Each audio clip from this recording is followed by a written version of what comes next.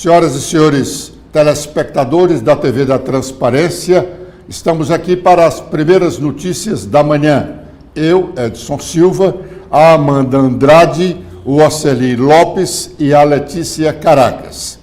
Começamos dizendo que o PDT nacional vai questionar a competência do advogado que representou o partido junto ao Tribunal Regional Eleitoral do Ceará, quando o senador Cid Gomes foi presidente do Diretório Estadual. Alega a direção nacional que o delegado do PDT, junto ao TRE, não tinha competência para acionar a justiça em nome do partido, principalmente porque o Estatuto da Ordem dos Advogados do Brasil proíbe advogado que exerça cargo comissionado na esfera pública atuar na esfera judicial. Esse questionamento pode até não dar em nada, e com certeza não dará. O Tribunal Superior Eleitoral há de reconhecer que o caso está consumado. Como está consumado, não tem mais o que se rever. E já o tempo não permite que haja uma alteração nas decisões tomadas até aqui. As decisões são relacionadas à carta de anuência que o PDT deu ao deputado Evandro Leitão, reconhecida pelo Tribunal Regional Eleitoral. Mas é certo que essa questão vai gerar algum constrangimento dentro do partido, sobretudo para as partes que estão envolvidas diretamente na questão. Mas o PDT não fica apenas aí. Ele quer questionar também a atuação do procurador da Assembleia Legislativa. Ele é servidor público federal e, como tal, não poderia estar atuando como advogado.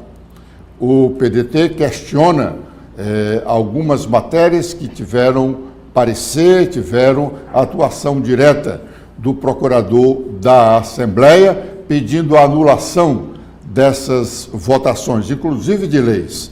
Também acho que não dará em nada, mas é um constrangimento também para o Legislativo e para o próprio procurador da Assembleia Legislativa.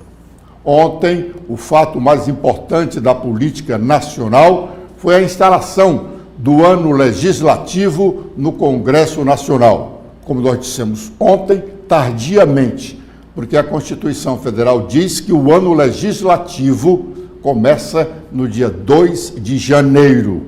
Mas, para atender interesses, peculiaridades algumas dos próprios parlamentares, deputados e senadores, eles resolveram adiar a abertura do ano legislativo para ontem, segunda-feira, uma semana curta também em razão das festas carnavalescas. Mas foi o acontecimento da política nacional, registrado pelo site do Senado da República. Amanda.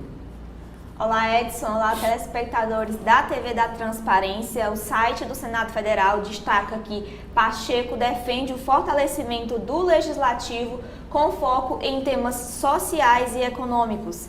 Ao discursar na abertura do ano legislativo na segunda-feira, ontem, o presidente do Senado, Rodrigo Pacheco, defendeu a independência dos poderes e a importância do legislativo para a democracia.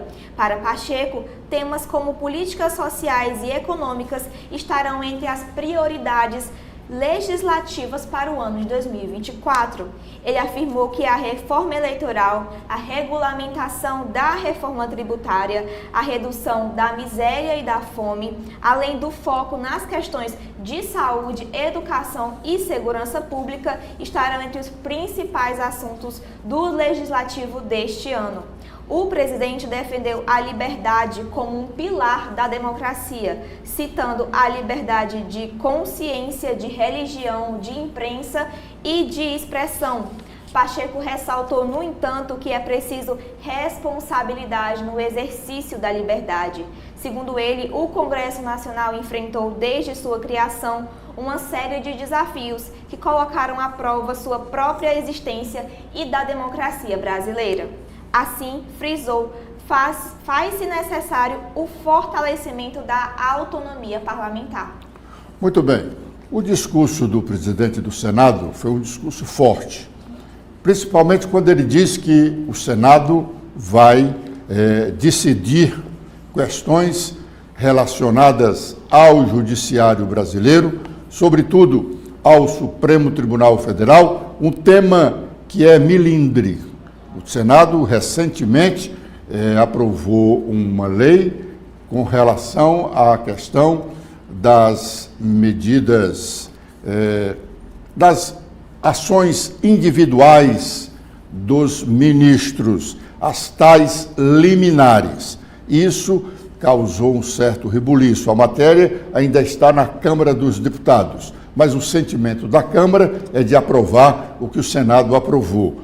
O senador presidente do Senado disse que vai tratar da questão do mandato para ministros do Supremo. Eles hoje são vitalício. Entra com 35 anos, é a menor idade, e pode ficar até aos 75 anos. O ministro pode ter um mandato de 40 anos. O Senado Federal quer estabelecer um período bem menor, de 10 ou 15 anos.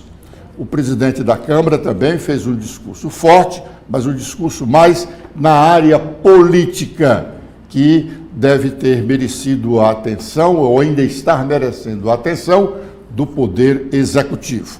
Esses dois pronunciamentos nós vamos transmitir já, após esse nosso contato rápido com as senhoras e os senhores telespectadores da TV da Transparência. Ciro Gomes, no último sábado, no evento promovido pelo presidente da Câmara Municipal de Fortaleza, Gardel Rolim, disse que os professores da capital cearense ganham melhor salário do que os professores do Estado. Ele disse: os professores da Prefeitura de Fortaleza recebem R$2.000 por mês a mais do que os professores do Estado. Os professores do município estão em greve, reclamando um aumento salarial. A proposta do prefeito não os agradou até aqui. A declaração do senador Cid Gomes, no evento de domingo, quando ele filiou-se ao PSB, dizendo que a deputada federal Luiziane Lins foi muito importante na sua primeira eleição para o governo do estado do Ceará em 2006, não deixou nada satisfeito o ministro Camilo Santana, inimigo de Luiziane. Essa declaração de Cid fortalece a campanha de Luiziane nas prévias do partido para que ela saia candidata do PT à Prefeitura de Fortaleza. Camilo não quer que Luiziane seja candidata, ele quer que o candidato do PT seja o deputado Evandro Leitão. Essa briga dentro do PT ainda vai demorar, mas há quem diga que Luiziane vencerá, como venceu quando foi eleita pela primeira vez prefeito de Fortaleza, venceu o presidente Lula, que estava no seu primeiro mandato. O presidente Lula mandou a Fortaleza o todo-poderoso ministro da época, José Dirceu, para fazer com que o PT de Fortaleza apoiasse a candidatura de Inácio Arruda à prefeitura da capital. Dirceu saiu daqui de cabeça baixa, derrotado. O PT escolheu Luiziane Lins e ela acha que repetirá esse feito agora. O deputado Célio Studart, o deputado federal Célio Studart, do PSD, é o secretário estadual que cuida dos animais. Em dezembro, ou no final de novembro, ele pediu licença do cargo para voltar à Câmara dos Deputados, sob a alegação de que precisava estar lá para trabalhar para a liberação das suas emendas, as emendas individuais, que os parlamentares federais têm razão. Ele ia liberar essas emendas para a sua secretaria. Até agora não apareceu esse dinheiro. O certo é que o deputado não voltou para a secretaria, já são mais de 3 meses, e tudo indica que não voltará. Ele comunicou ao PSD que não tem interesse mais no cargo. E o PSD cearense, presidido pelo ex-vice-governador Domingos Filho, não está nada satisfeito com o governo Eumano de Freitas. A secretaria criada para atender o PSD, para cuidar dos animais, continua vazia. Só tem o cargo de secretário e nada mais. Por isso, Célio Studart não tem interesse em voltar. E Domingos Filho tinha uma conversa com o governador Eumano há dias passados, mas ela não aconteceu por conta da enfermidade do governador. Domingos espera que o governador esteja plenamente restabelecido e despachando no Palácio da Abolição para registrar o descontentamento do partido ou receber o que a agremiação ainda não recebeu para apoiar o governo Eumano. A Assembleia Legislativa Cearense faz hoje a sua primeira sessão depois da instalação do ano legislativo, ocorrido na última sexta-feira, dia 2. Oceli. Pois bem, internautas da TV da Transparência. Hoje, primeira sessão ordinária da Assembleia Legislativa. No expediente serão lidas 3 mensagens do Poder Executivo, do governo. Elas serão lidas e começam a tramitar para apreciação dos deputados. A primeira retorna para a DAGRE a competência de fiscalizar a produção de pescados, que atualmente essa competência ela é realizada pela Secretaria de Pesca e Aquicultura.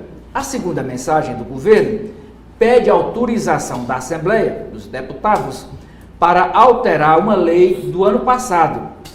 E essa lei, ela contratou um empréstimo junto à Caixa Econômica Federal para o programa Pro Moradia. E a terceira mensagem do governo pede autorização do Poder Legislativo para pagar indenização aos proprietários, possuidores e ocupantes afetados pelo desapossamento dos imóveis situados nas áreas de implantação da faixa de domínio da rodovia CE 252 e via paisagística à margem esquerda do rio Pacuti, no município de Pacuti. Também será lida hoje uma proposta de emenda constitucional, de autoria do deputado Bruno Pedrosa. Ele quer alterar o artigo 259 da Constituição do Ceará.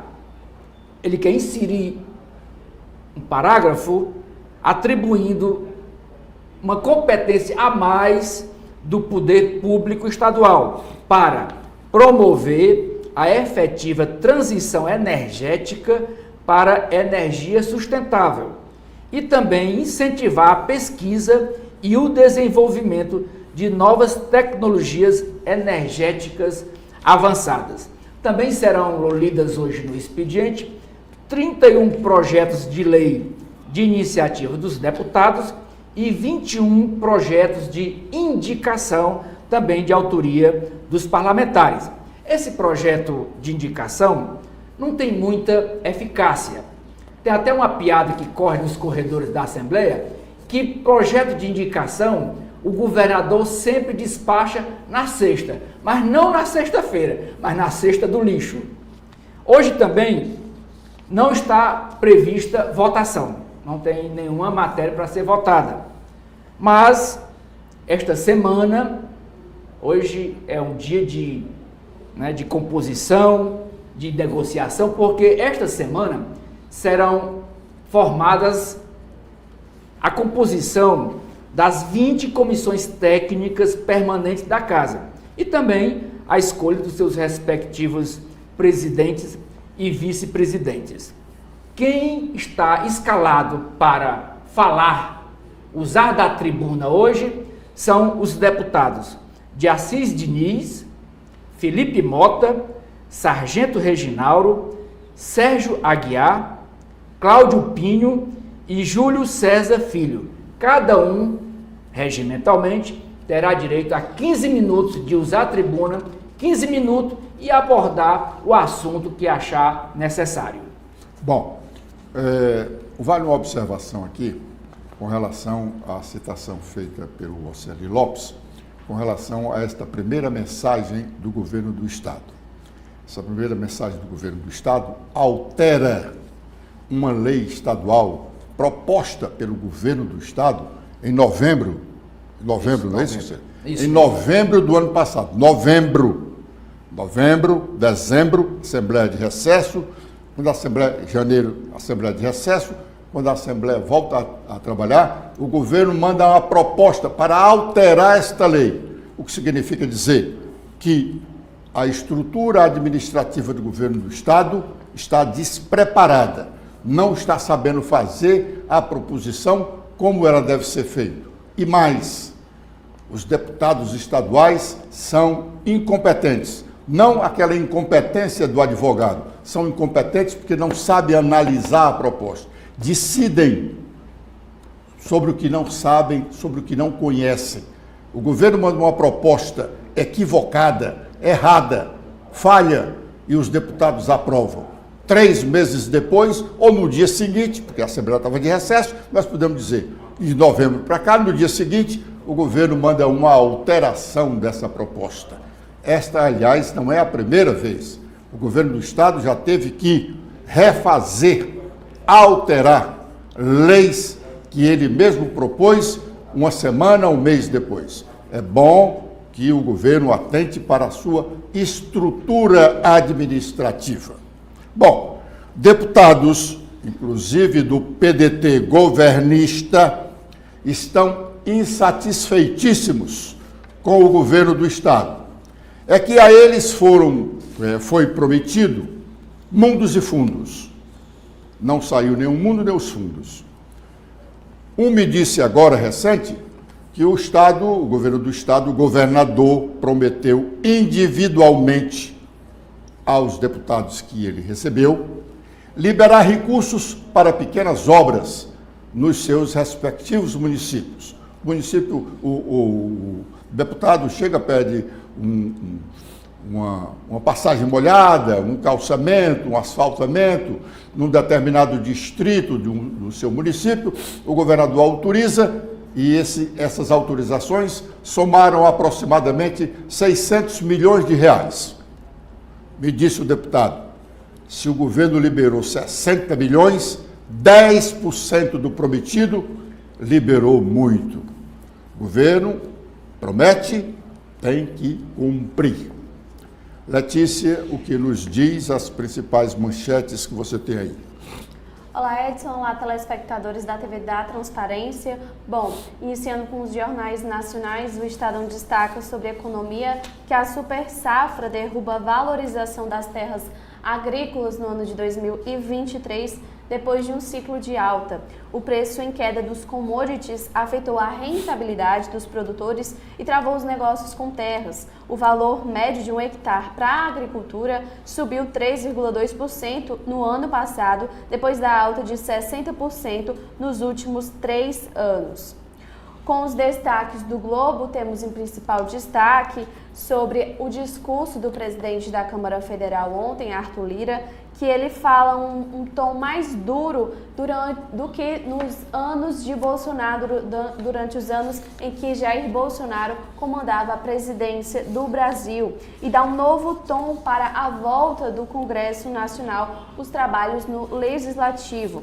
O presidente deu recados sobre orçamentos e também sobre os acordos com o parlamento entre os deputados. Também temos sobre esta fala, sobre este evento, essa cerimônia ontem, o Planalto vê a pressão de Arthur Lira para emplacar um sucessor na Câmara dos Deputados com o apoio do presidente da República, Luiz Inácio Lula da Silva.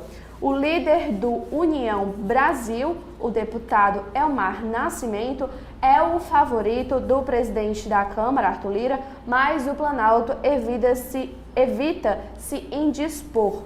E também sobre essa resposta de Arthur Lira sobre sua sucessão na presidência da Câmara, ele que prefere esse deputado da Bahia, do União Brasil. Também o destaque da Folha de São Paulo é sobre o mesmo assunto, os possíveis candidatos que pretendem intensificar a sua atuação na volta do recesso do Legislativo, e a eleição, essa mencionada à presidência da Câmara, será em fevereiro do ano que vem, somente em 2025.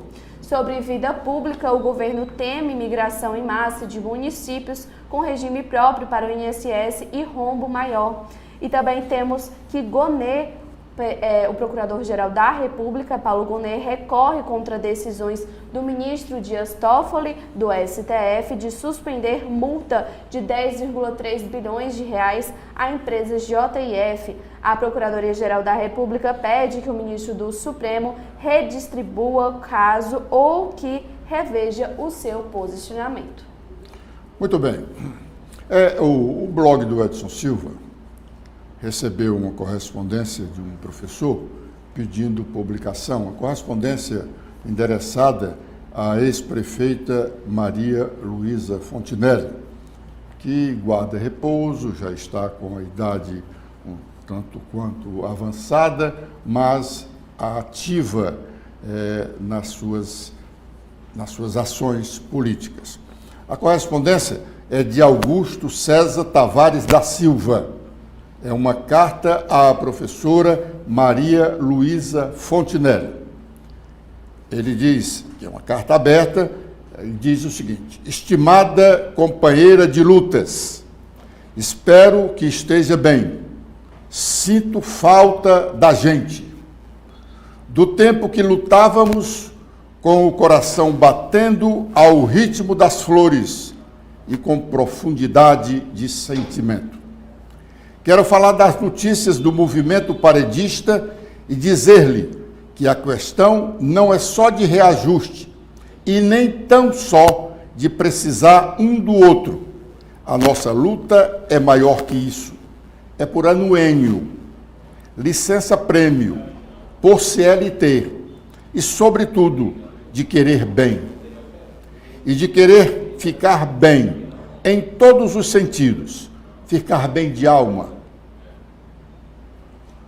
do corpo, mente e principalmente de sonhos.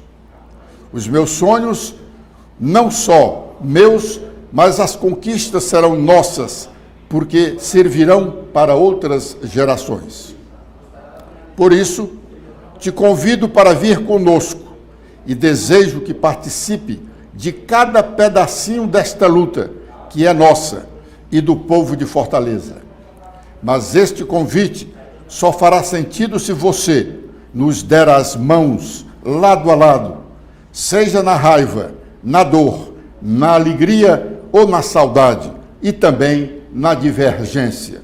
E segue mais alguns parágrafos. O registro é para dizer da lembrança da militância de Maria Luísa Fontinelli, realmente uma das mulheres mais ativas na política do Ceará. Sozinha, foi eleita prefeita de Fortaleza, foi eleita deputada federal e tem uma longa militância política no estado do Ceará. A partir de agora, os senhores e as senhoras ficarão com os pronunciamentos que foram registrados ontem do presidente do Senado, do presidente da Câmara dos Deputados e também do texto da mensagem do presidente Lula, que foi encaminhada à Câmara dos Deputados ou ao Congresso Nacional no dia de ontem. Até a próxima.